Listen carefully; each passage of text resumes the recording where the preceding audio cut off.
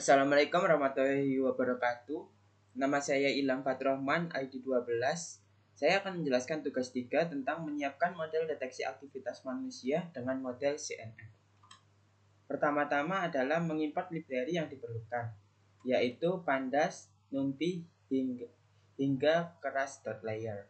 Selanjutnya, yaitu membuat fungsi-fungsi yang diperlukan. Fungsi-fungsi tersebut terdiri dari mengolah data, kemudian fungsi menampilkan data, dan juga fungsi untuk menyiapkan time series data. Selanjutnya yaitu mengupload file ke Google Colab.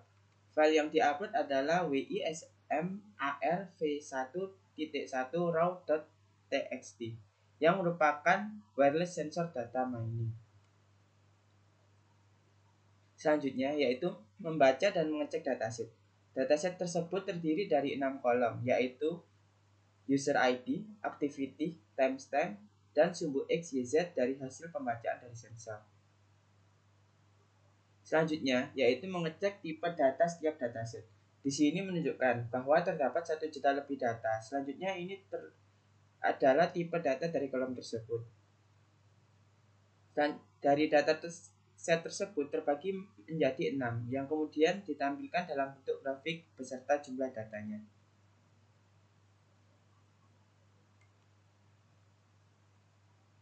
Dari dataset tersebut terbagi menjadi 6 yang kemudian ditampilkan besaran sensor dari sumbu X, Y, Z, yaitu naik turun tangga, jogging, duduk, berdiri, upstyle, dan berjalan. Selanjutnya adalah merubah bentuk dari dataset mengikuti data CNN. Selanjutnya adalah menyiapkan training testing dataset, yang dimana training dataset splitnya lebih kecil dari 0,7. Selanjutnya adalah model CNN. Dimulai dengan menggunakan con 1D dengan filter 32, ukuran kernel 3, dan activation ReLU, dan input shape-nya 90,3. Dan kemudian dilanjutkan dengan memberikan fungsi flatten yang merupakan penambahan layer berupa 100 dengan activation ReLU, dan dioutputkan menjadi 6 node sesuai jumlah aktivitasnya yang berjumlah 6. Model kemudian diberikan optimizer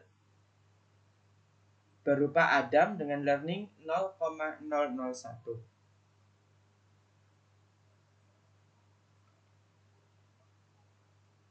Langkah berikutnya adalah menampilkan akurasi dan loss dari model CNN yang telah dibuat. Dari grafik ini menunjukkan bahwa training memiliki akurasi sebesar 1, sedangkan validation sebesar 0,97. Angka ini yang cukup baik dikarenakan mendekati 1. Sedangkan loss-nya training 0,001, sedangkan validation-nya 0,139. Namun dikarenakan gap terlalu besar antara training dan validation, maka masih perlu perbaikan pada model CNN. Selanjutnya, dari data model CNN tersebut kemudian ditampilkan confusion matrix-nya. Teknik ini digunakan untuk mengetahui kinerja dari sebuah CNN yang dibuat, khususnya model klarifikasi pada praktikum ini. Di sini terlihat dari akurasi dari sumbu diagonal yang dibuat, yang dimana angkanya sudah lebih dari 0,9, yang dimana menunjukkan keakurasian yang baik. Sedangkan untuk bagian ini adalah menunjukkan false positifnya, yang dimana sudah banyak yang bernilai 0 dan mendekati 0. Sedangkan yang ini adalah false negatifnya. Nilai terendah adalah 0,91. Dikarenakan kesalahan prediksi antara downstairs dan upstairs pada flash false positif, dan bagian false negatif ada di upstairs dan downstairs juga.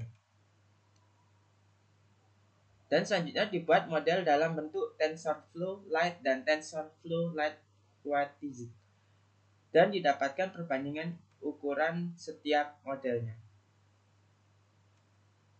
Tugas 2 adalah mengganti arsitektur model CNN dan membandingkan dengan hasil dengan contoh. Modifikasi hanya dilakukan pada arsitektur model CNN. Untuk Activision-nya, pada 1D sebelumnya Relu diganti dengan Activision Softmax. Dan jumlah filter yang juga diubah, yang dimana sebelumnya 128 dikurangi menjadi 64. Dan juga jumlah nodes yang sebelumnya 100 diubah menjadi 30.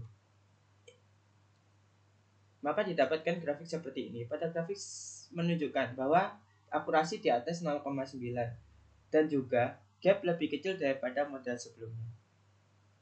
Cukup sekian dari saya. Wassalamualaikum warahmatullahi wabarakatuh.